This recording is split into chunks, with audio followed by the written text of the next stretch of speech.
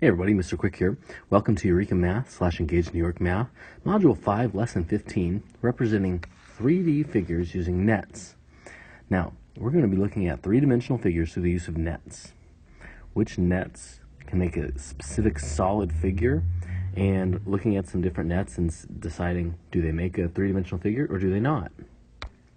When we talk about nets, I'm going to display a net right now. Well, actually, let me rephrase that. Let's look at a cube. Not the best picture, but it'll do, right? You can imagine that inside the cube, if we could look through it, might look like this.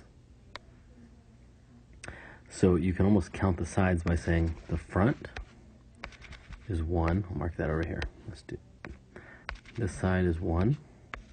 The top is 1. So now we have 3.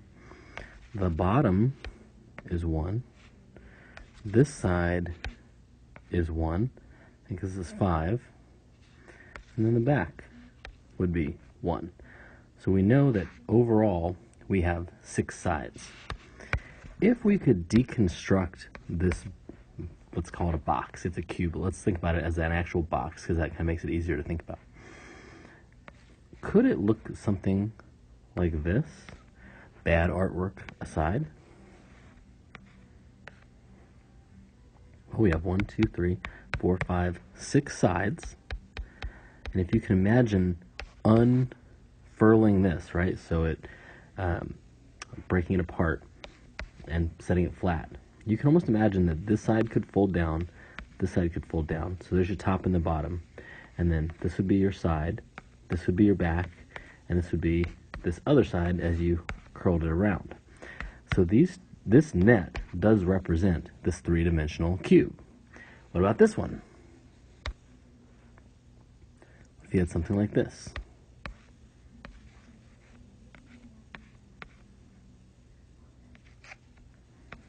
Imagine these are all perfect rectangles as opposed to my artwork. Well, we have 1, 2, 3, 4, 5, 6, so we do have the right number of sides. Now, if you can imagine taking this section here and folding it on each of the creases, it would go around, right? And so you'd have, looking at it from above, all these 4 sides would be these 4 sides, right? And then you'd fold this over to be the bottom, and you'd fold this over to be the top. So this is also another representation of a three-dimensional shape, the cube, right? So there are many shapes that we can look at that represent cubes. Let's take a look at another potential option. Okay, what about this shape? Could that fold to equal a three-dimensional shape as a cube? Well, if you imagine folding on each line, like if this was a shape that you could cut out and fold on each line, if you could fold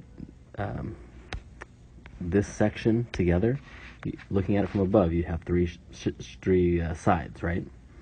Well, then if this shape folded under, this shape, or this side folded under, they would overlap on the bottom. This would overlap on the top, but you'd never actually close this side. So, does it equal a cube? It does not, right? So, you really have to look at these cubes, and everyone's going to have a different variety of spatial visualization, as they say in Eureka Math, but everyone's going to have a different ability to be able to picture this. So what we're going to do, yes, with some of these you're going to be able to picture it and kind of imagine it in your head, but if you're looking at this thinking, how am I going to figure this out? Don't worry, we're going to actually, 1, I'm going to provide some materials for you, but 2, you can actually draw these, cut them out, and then fold them and see if they actually work. You just fold them on the lines, right? All right, so here we have a variety of examples, A through T. Now, we're not going to do all of these right now, but I want to look at these and talk about what they might look like if we were to fold on the lines. All right, so we're going to take a look at these top shapes here. We're just going to look at the top row together. And I want you to imagine that, well, basically what we're being asked, I know you can't read the top part up there, but that's okay, I'll tell you. These are two-dimensional figures, meaning they're flat, right? They don't look like 3D. Like that looks like it's 3D because you can see multiple sides. A square is not three-dimensional, it's two-dimensional because it doesn't look like a box, right? It doesn't look like you could grab it and pick it up, okay? So, excuse me.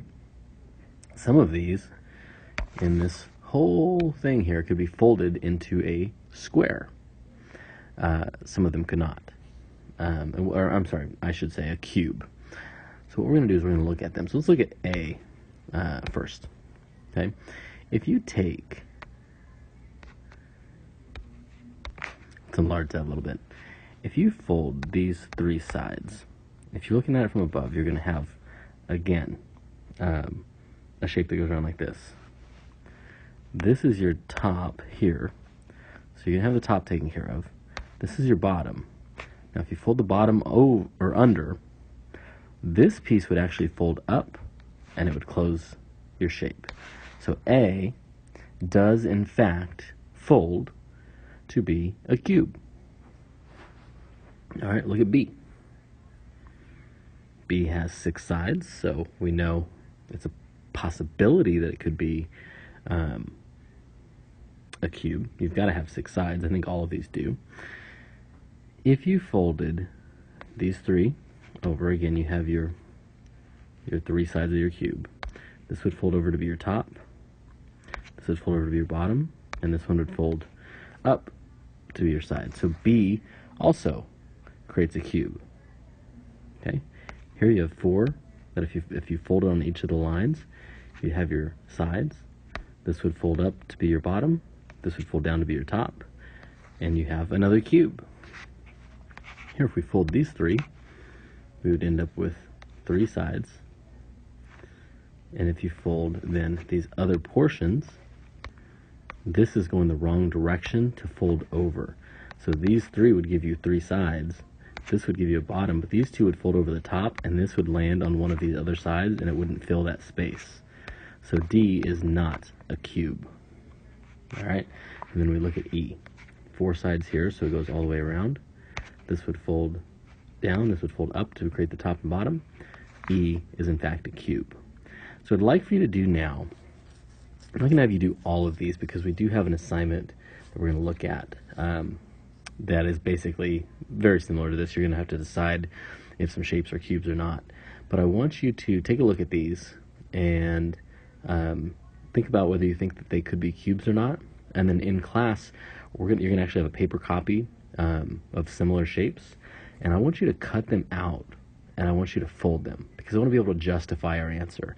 If it in fact could be a cube, then we should be able to fold it and it will create a small little cube.